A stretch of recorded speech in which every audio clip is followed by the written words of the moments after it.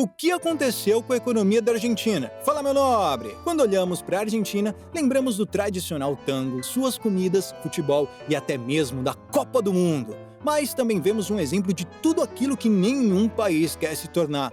Estamos falando de uma economia completamente destruída, onde a maioria da sua população já não consegue acompanhar a alta dos preços que acontece de forma desenfreada. O país hoje parece estar à beira de um colapso.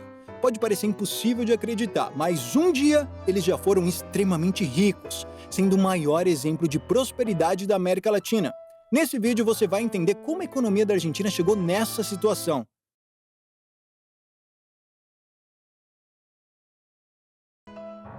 Os dias de glória. Se olharmos para o passado, vamos ver que a Argentina nem sempre teve nessa situação tão complicada. Em 1896, o país tinha o maior PIB per capita do mundo, estando à frente de Estados Unidos, Alemanha e França. Com terras extremamente produtivas e bem favoráveis à agropecuária, o país se desenvolveu rapidamente, acumulando uma riqueza jamais vista. Sua prosperidade crescente chamou a atenção do mundo inteiro, e em meio a grandes incentivos do governo argentino, o país recebeu uma imensa quantidade de imigrantes. Nessa época, 30% da sua população chegou a ser composta de imigrantes europeus que estavam em busca de melhores salários e uma melhor qualidade de vida. A essa altura, um argentino era cerca de 5 vezes mais rico do que um brasileiro. Isso mostra o quanto a economia dele estava indo bem. Tudo isso aconteceu porque o país tinha uma grande facilidade de exportação, já que era extremamente favorecido por uma malha hidroviária que se estendia até o Rio de la Plata. Esse rio, por sua vez, desembocava no mar, garantindo um rápido acesso às rotas de exportação, tanto para países da América do Sul quanto para o mercado global. Mas o que aconteceu para a Argentina mergulhar em uma crise tão profunda? Será que ainda é possível reverter essa situação? A queda da Argentina. As coisas começaram a dar errado na Argentina a partir da crise de 1929. Nesse período, a Europa ainda estava devastada, juntando os cacos da Primeira Guerra Mundial. Por conta disso, o velho continente inevitavelmente viu uma grande diminuição das suas atividades econômicas. E como nós já vimos que o crescimento argentino era totalmente dependente do comércio exterior, com certeza o país viria a sofrer bastante com essa diminuição de consumo dos europeus. Nisso, os argentinos perderam cerca de 25% do seu PIB entre 1929 e 1932. Para piorar ainda mais a situação, nesse período teve início uma grande instabilidade política no país, culminando em um golpe de Estado em 1930. Esse golpe ficou conhecido como a Revolução de Setembro e deu início à Década Infame. Essa fase ficou muito conhecida pela alta corrupção no governo argentino, seguido de fraudes eleitorais para perpetuação de poder e também grande repressão de todos aqueles que tentavam se opor. Um grande símbolo desse período foi o Tratado Roca-Runciman, realizado pelo Reino Unido. Nesse tratado, a Argentina iria fornecer carne aos britânicos e, por outro lado, passaria a conceder o controle total de seu transporte público para eles. Além disso, os argentinos iriam zerar as taxas de importação sobre o carvão britânico. Esses fatores acabaram ajudando Juan Domingo Perón a chegar ao poder na Argentina, se tornando o mais novo presidente. Apesar de ser argentino, Juan Domingo Perón foi um oficial militar na Itália de Mussolini entre 1939 e 1941, onde recebeu uma forte influência da doutrina de Mussolini.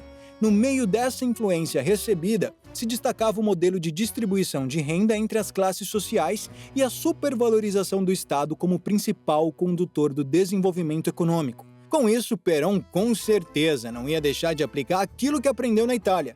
Logo que assumiu o poder, ele só intensificou a forte intervenção na economia que já tinha sido iniciada anteriormente. Aproveitou para nacionalizar diversas indústrias e ferrovias, adotando um forte protecionismo para desenvolver as indústrias nacionais e também aplicou os direitos trabalhistas. Isso acabou concedendo a Perón uma grande popularidade entre a classe trabalhadora. Mas os dias de glória de Perón não duraram muito tempo, já que algum tempo depois ele foi deposto e preso por militares da oposição que estavam insatisfeitos com a sua política populista.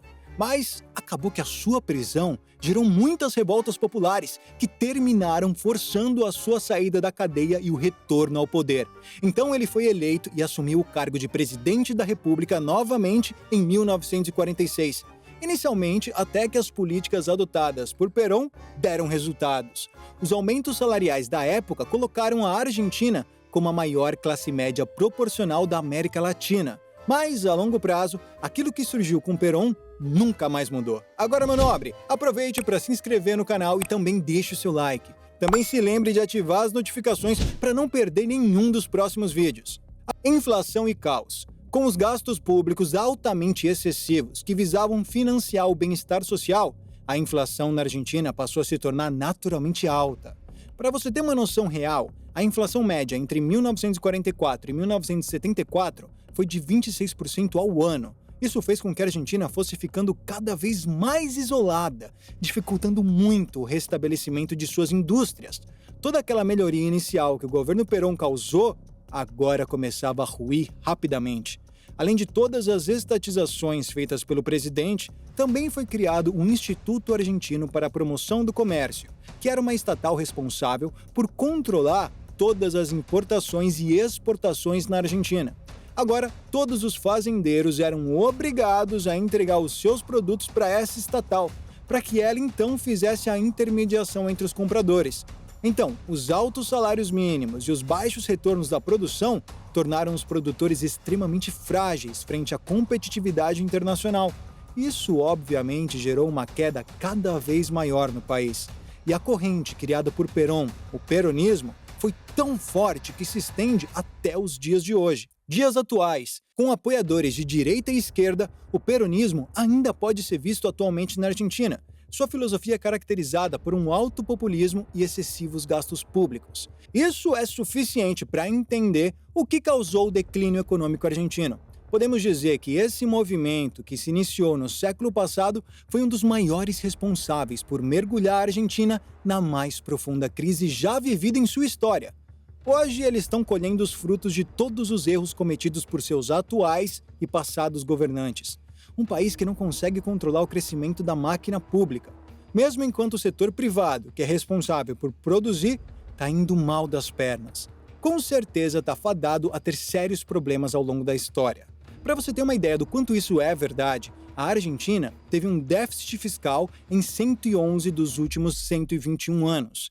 A situação da Argentina só começou a clarear um pouco em 1989, com a eleição do presidente Carlos Menem. Ele adotou políticas liberais com privatizações, desregulação do mercado trabalhista, além de abertura ao capital estrangeiro. A inflação na Argentina chegou a passar de 1.300% ao ano em 1990. Com isso, o governo de Carlos Menem criou um programa de estabilização chamado Plano de Conversibilidade. Esse plano fixava o câmbio de um peso argentino para $1 americano. Essas políticas imediatistas com certeza foram muito positivas e trouxeram algum alívio para a economia argentina. Nesse período, houve uma grande queda na pobreza, queda drástica na inflação para 1,6% ao ano, além de haver uma grande redução nos déficits do governo com consequentes aumentos das reservas internacionais. Mas essa fase de glória novamente durou pouco, e o país voltou a mergulhar em mais uma crise. Alguns escândalos de corrupção, somados a crises externas de países pelo mundo, motivaram uma grande queda de fuga de capital estrangeiro de países emergentes. Isso afetou muitos países da América Latina, principalmente a Argentina. Lembra daquela fixação do câmbio argentino que o governo de Carlos Menem fez junto ao dólar? Isso se manteve por 12 anos e, no final, acabou prejudicando imensamente o mercado interno argentino, já que muitos produtos estrangeiros acabavam ficando mais baratos do que os produtos nacionais. A consequência disso foi um aumento das importações e o declínio da indústria local. Todos esses fatores contribuíram para um alto grau de dolarização na economia argentina, com imóveis, carros e outros bens de consumo sendo negociados apenas em dólar. Quando tudo parecia perdido, houve o boom das commodities, que beneficiou diretamente a economia argentina, junto com outros países da América do Sul. Nesse período, as exportações de carne e soja argentina aumentaram consideravelmente, fazendo com que o PIB crescesse 7,9% entre 2003 e 2008. Esse período deveria ter sido usado para salvar a economia do país, Mas aconteceu justamente nos governos de Néstor Kirchner e Cristina Kirchner, que passam a ser agora alguns dos responsáveis pela nova destruição da economia local. Isso porque eles se aproveitaram desse período de otimismo econômico para aumentar ainda mais os gastos públicos na Argentina, que saltaram de 21% do PIB para 41%. E quando um boom de commodities chegou ao fim, a crise voltou a bater na porta da Argentina. Os presidentes que vieram na sequência, Maurício Macri e também o atual presidente Alberto Fernandes, não conseguiram adotar políticas que resolvessem o problema econômico do país. Na verdade, o que aconteceu foi o aumento da pobreza, da inflação e da dívida pública. Atualmente, a inflação na Argentina beira os 100% ao ano, sem nenhuma perspectiva de melhora. E pelo andar da carruagem, continuaremos a ver nossos irmãos enfrentando dificuldades por um bom tempo. Bom, meu nobre, agora aproveite para deixar nos comentários a sua opinião sobre a situação atual da Argentina. Será que ainda é possível haver uma recuperação ou será que estamos cada vez mais próximos de ver o fim desse país? Muito obrigado por ter ficado até aqui. Agora não se esqueça de se inscrever no canal e deixar o seu like para receber mais vídeos como esse. Até o próximo vídeo!